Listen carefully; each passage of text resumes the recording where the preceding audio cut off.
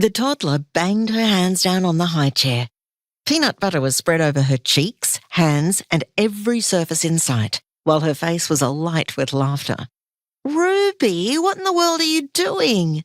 Hallie Donaldson, wipes in hand, came rushing across the office to where her daughter was strapped into her high chair in front of a computer screen. "Mama," Ruby said, grinning at Hallie. Her smile fell away when she saw the wipes in her mother's hand, and her arm flew across her face. "No!" "Oh, yes, you need a big clean-up, Ruby girl," Hallie said, gently taking hold of her daughter's arm and making one quick swipe across her face. "Have you been watching Daddy on the screen?" she asked, with a quick glance across to the footage from the water monitoring cameras that showed a coloured image of a trough and tank. The lower half of a windmill could be seen in the background, although the base of it was obscured by red dirt and bushes. A white piece of rag attached to the ladder flapped gently in the breeze. Alex had tied it there to give them an idea of which way the wind was blowing when they checked the screen from inside the office. "Ta-da!" Ruby pushed her mum's hands away quickly as a man's face appeared on screen.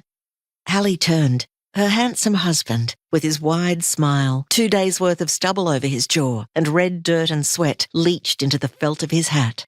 "Ta-da!" Ruby banged her spoon on the tray. Taking the utensil from her hand, Hallie sighed at the noise. "Ruby Rubes, a bit of quietness wouldn't go astray." "Ta-da!"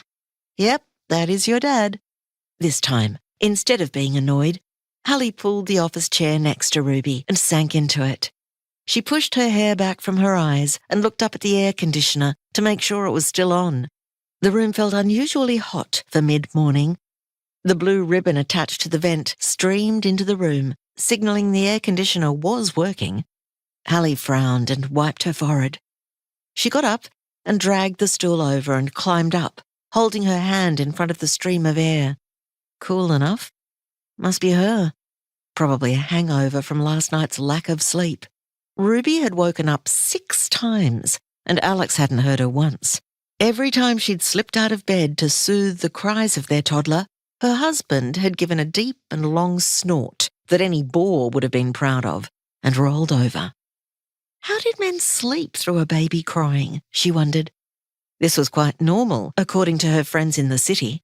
Jasmine's husband never moved from when he went to sleep until the next morning, waking fresh and bright, wondering why Jasmine was bleary-eyed and exhausted when she'd been up to their 2-month-old 6 times. Sky's partner, Craig, was another. He tended to be a bit more restless at night, apparently, but he still didn't wake.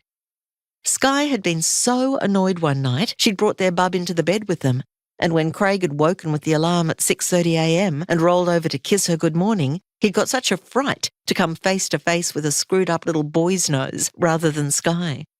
She told their group later, as they'd sipped lattes in the park and rocked prams back and forth with their feet, while Hallie had watched on in envy over the Zoom call, that Craig had been totally bewildered. He'd not heard a thing. Alex worked hard, and often it was so searingly hot in the Flinders Ranges that Hallie could understand why he would feel drained every night. She certainly didn't begrudge him his sleep. However, it would be nice if he woke up one morning and told her he'd heard Ruby crying in the night, or even better, mutter at 11:24 p.m. that he'd get up to her this time, then again at 2:56 a.m., maybe even at 5:23 a.m. too. After all, he was usually up by 5:30 a.m. Huffing another sigh, Hallie went to the window to draw the curtain and try to keep the worst of the heat out. Still, I might be too late, she mused. Gathered under the hot tin veranda roof were the tiniest of black flies and any other insect looking for shelter away from the 40-plus degree heat, a sure sign it was already bloody hot, as her father-in-law would say. "It's bloody hot, Ruby," Rod would tell his granddaughter, unnecessarily, when he sat at the kitchen table for his morning smoko, as if the heat were a surprise, after living out nowhere for all his nearly 70 years. Bloody hot, Alex would agree, before Hallie had a chance to have input.